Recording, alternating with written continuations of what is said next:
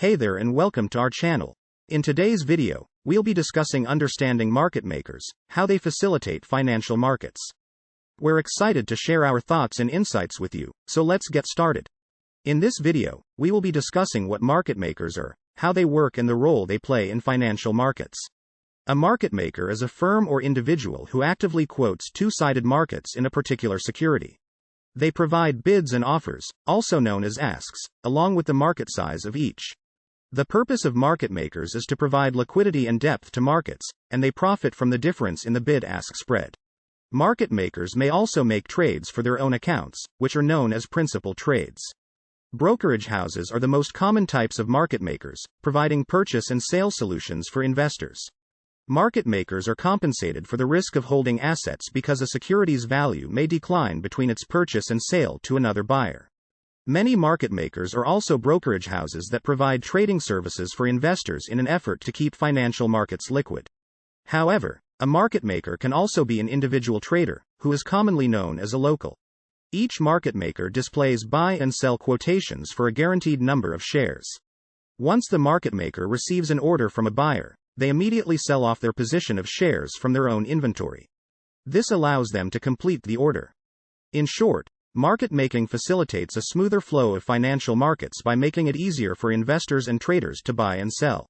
Without market making, there may be insufficient transactions and fewer investment activities. Market makers must commit to continuously quoting prices at which they will buy, or bid for, and sell, or ask for, securities. They must also quote the volume in which they're willing to trade along with the frequency of time they will quote at the best bid and best offer prices. Market makers must stick to these parameters at all times, during all market outlooks.